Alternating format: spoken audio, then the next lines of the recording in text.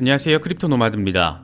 시장이 과연 어떤 방향성을 갖게 될지 어느 정도의 기대감이 강력하게 깔려 있는 가운데 시장의 우려 포인트들이 더해지면서 좀 더 조심스러운 모습들 포착되고 있습니다. 미국 연준 의장의 멘트 덕에 잠시 랠리를 했던 미국 증시는 몇 가지 우려 내지는 우려 가능성 등에 긴장하면서 혼조세로 마감했습니다. 비트코인 역시 살짝 모멘텀이 빠진 모습인데 그래도 17,000달러를 지키기 위해서 노력하고 있는 모습 확인할 수가 있습니다. 금리 리스크 완화에 한껏 기대감이 부풀 것 같았던 미국 증시에 이렇게 다소간의 긴장감을 제시한 것은 경기 침체에 대한 우려였습니다. 연준이 금리 결정에 참고하는 핵심 지표 가운데 하나라고 할 수 있는 개인 소비 지출 PCE는 예상치보다 낮게 나오면서 안도 시그널 역할을 할 수도 있었지만 미국 ISM 제조업 지수 PMI가 경기 침체의 기준선이라고 할 수 있는 50을 밑돈 것으로 나온 게 이 침체 우려를 키우는 역할을 해버렸습니다. 2020년 5월 이후 처음으로 50 이하를 기록했는데 이건 경기 하강 국면 가능성을 좀 더 높이는 부분입니다. 요즘 리플과 관련해서는 이런저런 호재성 이슈들이 상당히 많이 전해지고 있습니다. 하지만 리플 프로젝트의 성격을 잘 모르시거나 이 상황 자체에 대한 이해도가 낮을 경우에는 이 호재는 이렇게 많은데 왜 시세가 이 모양이냐 이렇게 질문을 던질 수도 있을 것 같습니다. 우리가 기대하는 의미 있는 수준의 반등 랠리는 이러나 저러나 이 소송 리스크가 해소돼야 하는 만큼 그 전에는 올라도 고만고만 내려도 고만고만 이 정도 스탠스가 정신건강에 좋지 않을까 그런 생각이 들기도 합니다. 그래도 단기적으로 상황만 잘 받쳐주면 50% 이상 상승 가능하다 이런 전망이 나왔는데 실제로 이렇게 될지는 예단하기 어렵지만 그 근거들은 체크해볼 가치가 있어 보입니다. FX 스트릿의 분석 내용입니다. 해외 커뮤니티에서는 뽀글이 후폭풍이 이어지고 있습니다. 뉴욕타임스 딜북 서밋에서 사과를 하면서 심지어 청중들의 박수까지 나온 것을 놓고 참 말들이 많습니다. 세상이 정말 미쳐가는구나 이런 표현들도 꽤 많이 접할 수가 있는데 뽀글이가 뉴욕타임스를 비롯해서 여러 레거시 미디어들과 잇따라 인터뷰를 진행하면서 나름 자신을 항변하고 있는 이런 상황들 대체 어떻게 바라봐야 할지 비판 여론이 고조되고 있습니다. 비트코인닷컴이 이 같은 뽀글이의 미디어 투어에 대해서 꽤 비판적인 분석 기사를 실었는데 확실히 기성 레거시 미디어들은 한국이나 미국이나 어느 정도 마탱이가 가도 확실하게 갔구나 이런 생각이 드는 건 기분 탓만은 아닌 것 같습니다. 아주 환호할 만한 상황은 아니지만 그래도 연말 랠리에 대한 기대 포인트 분명히 존재한다라고 볼 수 있는 상황이라고 표현할 수 있을 것 같습니다. 여러 소식들 잘 참고하시면서 각자의 투자 스탠스 또 전략에 따라서 원하시는 방향성 잘 도출하실 수 있으면 좋겠습니다. 그럼 이번 영상 시작하겠습니다. 좀 더 치고 나갈 것 같았던 미국 증시는 혼조세를 보이며 마감한 가운데 비트코인 역시 동력이 살짝 빠진 채 17,000달러 지지 테스트를 이어가고 있습니다. 조금 힘이 빠진 것은 맞지만 그래도 16,500달러 위에서 잘 지지받아주면서 17,000달러 안착 시도에 나서고 있는 만큼 아직은 우려보다는 기대를 좀 더 가져도 되지 않을까 개인적으로는 바라보고 있습니다. 공포 탈목 지수는 하루 전과 동일한 27을 기록하면서 공포 단계가 이어지고 있습니다. 비트코인 도미넌스는 소폭 오르긴 했는데 눈에 띄는 수준으로 보긴 어렵고 여전히 40% 초반에 걸려있는 상황을 확인해주고 있습니다. 현재 비트코인의 흐름과 관련해서 코인데스크는 비트코인이 최근 긍정적인 신호를 일부 보여주고 있지만 약세장 바닥 확인과 강세장으로의 전환을 위해서는 21주 이동평균에 대한 돌파가 필요하다라고 진단했습니다. 현재 21주 이동평균은 2만 달러 부근에 자리하고 있는데 이와 관련해서 매트릭스 포트의 전략가 마커스 틸레는 올해 21주 이동평균 돌파가 3차례 있었지만 모두 실패한 것이 이미 확인된 만큼 지속 가능한 수준의 랠리와 바닥 확인을 주장하기 위해서는 2800달러 부근의 21주 이동평균 위에서 거래되는 상황을 기다려야 한다라고 분석했습니다. 이와 더불어서 비트코인 주간 차트 RSI는 강세 다이버전스를 보이고 있는 만큼 긍정적인 추세 전환의 초기 신호로 바라볼 수 있는 그런 상황이기도 합니다.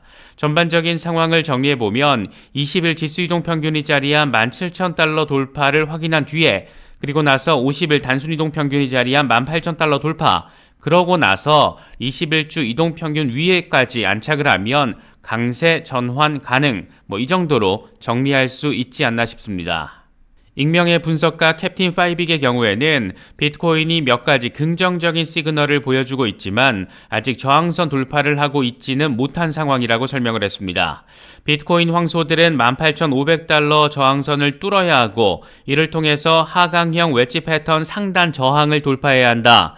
이게 성공할 경우에 비트코인은 내년 1월까지 50에서 60% 랠리가 가능하다. 이렇게 진단을 했습니다. 함께 공유한 차트는 비트코인 일간 차트인데 18,500달러 부근의 상단 저항을 뚫을 경우에 내년 1월까지 29,800달러까지 랠리가 가능하다. 이런 점이 표시가 되어 있습니다. 최근 하도 험악한 일들이 많이 나왔고 또 우리가 경험을 하다 보니까 비트코인 3만 달러가 웬 말이냐, 이게 어디냐, 이런 생각이 드는 것 같기도 합니다.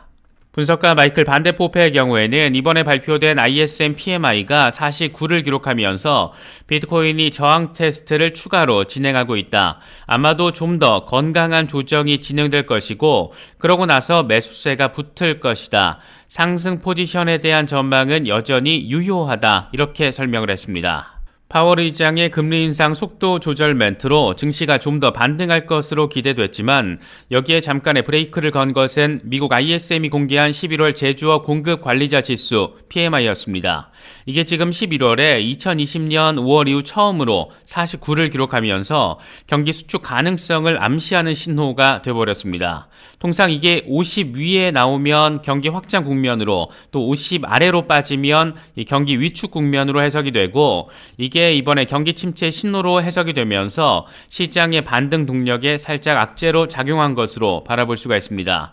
그래도 이게 경기 침체 우려를 키우는 부분이라서 역사적으로 미국 연준은 고강도 금리 인상을 펼치다가도 PMI가 50 아래로 떨어지면 금리 속도 조절에 나선 모습을 보였습니다. 그러니까 1차적으로는 경기 침체 우려 가중 신호로 바라볼 수 있지만 좀 더 넓게 바라보자면 연준의 금리 인상 속도 조절 재료가 하나 더해진 것으로도 해석할 수가 있습니다. 그럼에도 불구하고 시장이 눈치 보기를 하면서 혼조세를 보인 것은 노동시장 고용보고서가 오늘 밤 발표되기 때문입니다. 11월 비농업 부문에서는 고용이 20만 명 증가하는 수준으로 시장에서는 예측되고 있는데 만약 예상대로 나와주면 전달에 26만 1000명보다는 둔화되는 것이어서 노동시장이 냉각되는 신호, 그러니까 연준으로서는 금리 속도 조절에 나서게 되는 또 하나의 재료가 될 수가 있습니다. 다만 이게 숫자가 높게 나와주면 고강도 긴축에도 불구하고 노동시장은 여전히 견고하다. 이렇게 해석될 수 있기 때문에 시장은 꽤나 놀라게 될 가능성이 있습니다. 이게 지금 좀 더 예민하게 시장에 작용한 것은 하루 전 공개된 실업지표 상황이 예상보다 노동시장이 탄탄한 것으로 비춰질 수 있게끔 나타났기 때문입니다. 노동부가 발표한 지난주 신규 실업수당 청구 건수는 22만 5천 건으로 전주 대비 16,000건 줄어들었습니다. 이건 또 시장 전망치 5천 건 감소를 웃돈 것이어서 나름 노동시장 탄탄하구나 이렇게 해석될 수 있는 부분입니다. 하지만 지난주가 미국의 추수감사절 연휴 시즌이라는 점을 고려하면 지난주 수치만으로 노동시장 상황을 판단하긴 어렵다. 이런 지적도 함께 나오고 있습니다. 그러니까 정리를 좀 하면 시장이 호재가 될 수 있는 소식이 나왔지만 동시에 우려되는 상황이 있다 보니까 증시의 반등세가 살짝 꺾이면서 혼조세를 보였고 이에 맞춰서 비트코인 역시 다시 17,000달러 부근에 걸쳐 있다. 이 정도로 해석할 수 있는 상황입니다. 요즘 리플과 관련해서 여러 호재들이 더해지고 있는데 구독자분들 댓글 가운데 호재가 이렇게 많은데 시세는 왜 이 모양이냐 이런 아쉬움이 묻어나는 댓글들도 확인할 수 있었습니다. 리플의 경우에는 소송 리스크가 어떤 방식으로든 마무리가 돼야 하기 때문에 많은 사람들이 원하는 의미 있는 랠리나 반등을 바라보기 위해서는 좀 더 시간이 필요할 수밖에 없는 상황이고 그래서 호재에 따른 시세 상승을 기계적으로 기대해 볼 수 없는 상황이고 이건 지금의 고약한 약세장 국면에서 다른 메이저 종목들도 삐까삐까 마찬가지인 상황이다. 이렇게 정리가 가능합니다. 그래도 다행인 것은 단기적인 관점으로 바라봐도 기술적으로 의미 있는 수준의 랠리 가능성에 대한 분석이 나오고 있다는 건데 혹시라도 XRP를 통해서 단기 대응하시는 분들은 이런 전망들도 참고하시면 좋을 것 같습니다. 글로벌 금융 미디어 플랫폼 FX 스트릿은 XRP가 매우 저평가돼 있고 고래들의 축적이 진행되고 있다, 이렇게 제목을 뽑으면서 XRP가 강세를 보일 가능성, 그 재료들 몇 가지를 분석을 했습니다. XRP 가격은 안정적인 지원 수준인 0.4달러 영역에서 유지가 되고 있다. 여기에 MVRVC 스코어가 XRP가 지금 저평가 영역에 있다라는 점을 보여주고 있고, 특히나 고래들이 XRP를 축적하고 있어서 잠재적인 추세 반전을 암시하는 부분일 수 있다, 이렇게 진단을 했습니다. FX 스트릿은 XRP는 단기적으로 중요 지원을 깨기에는 변동성이 부족하다라는 것을 보여주고 있다. 그래도 지난주에 두 번째로 0.4달러 저항선을 넘어섰고, 이에 따라서 좋은 위치에서 강세 가능성을 보일 수 있는 비트코인의 상황도 함께 고려를 하면 XRP의 즉각적인 지지라인이 무너질 가능성도 상대적으로 낮춰주는 부분이다. 이에 따라서 투자자들은 XRP 가격이 상승세를 이어갈 수 있을 것으로 기대할 수 있다라고 설명했습니다. 롱 포지션을 취하는 경우에는 0.448달러와 0.506달러의 저항에 주의를 기울일 필요가 있다. RSI가 50 이상으로 유지가 되고 0.506달러 리테스트 이후에도 극단적으로 과매도되지 않을 경우에는 계속 매수세가 붙는 상황을 고려할 수가 있는데, 이럴 경우에 약간의 되돌림이 발생할 수 있지만 이후의 황소들은 0.609달러로 빠르게 상승하기 전에 축적할 가능성이 있다. 이런 움직임은 0.395달러를 기준으로 54% 상승에 해당하는 것이다, 이렇게 진단을 했습니다. 이어서 XRP 가격 강세 전망을 뒷받침하는 데이터로 MVRVG 스코어를 거론했는데, 이건 공정한 시장 가치에 비해서 과대평가됐는지 과소평가됐는지를 평가할 수 있는 지표입니다. 이게 0을 기준으로 플러스 상태일 때는 과대평가된 시장 상황을, 마이너스 상태일 때는 저평가 상태를 의미하는데, 현재 XRP의 경우에는 마이너스 1.1240이고 2021년 12월 이후에 계속 0 아래, 그러니까 마이너스 상태이기 때문에 저평가됐다라는 점을 시사한다. 비트코인의 경우에는 이게 지금 마이너스 0.196인데 XRP와 비교를 하면 XRP가 비트코인 대비 상대적으로 더 저평가됐다는 점을 시사한다, 이렇게 설명을 했습니다. 이런 상황에서 고래들의 축적이 2021년 이후에 계속 이어지고 있는데, 고래들의 축적은 기술적 관점에서 볼 때 XRP의 가격에 대한 낙관적 전망의 신빙성을 더한다라고 덧붙였습니다. 하지만 XRP 가격이 0.4달러 지지선을 무너뜨리면 약세의 첫 징후가 될 수 있고, 이후에 0.316달러가 뚫리면 강세로는 무효화되고 0.288달러까지도 후퇴할 수 있다라고 설명했습니다. 지금 딱 0.4달러 지지 테스트 진행하고 있는 만큼 단기 대응하시는 분들은 이런 여러 상황들, 데이터들 참고하시면 좋을 것 같습니다. 이번에 뽀글이가 뉴욕타임스 딜북 서밋에 참석해서 FTX 붕괴와 관련해 고의성이 없었다, 미안하다, 이렇게 멘트를 한 점을 강조하면서 이래저래 비판 여론이 고조가 됐는데, 특히나 뽀글이의 이런 멘트가 나온 뒤에 청중으로부터 박수 세례가 나왔다라는 점에서 미국 사회도 진짜 미쳤구나, 이런 평들도 꽤 많이 접할 수가 있습니다.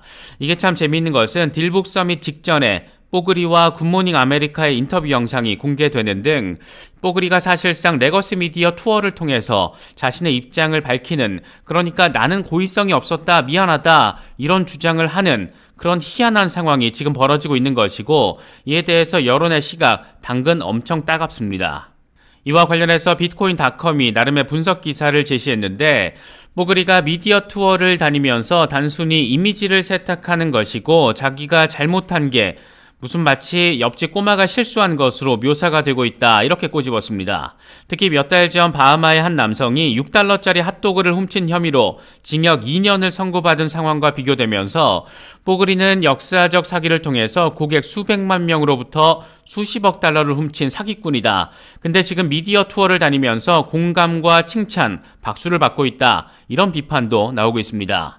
뽀글이가 미국 사회 레거시 미디어들에게 어마어마한 광고비를 뿌렸고, 그래서 뉴욕타임스가 딜북 서밋에 뽀글이를 인터뷰를 했고, 월스트리트 저널, 포브스 등이 뽀글이와 전 여친에 대해서 호의적인 기사를 내보내고 있고, 이런 점을 공교롭게도 우리는 너무나 잘 꿰뚫고 있고, 이런 상황에서 트위터가 새로운 시민 저널리즘의 영역으로 더 관심을 받고 있고, 이걸 또 일론 머스크는 장사를 하고 있고 세상 참 재미있게 흘러가는 것 같습니다.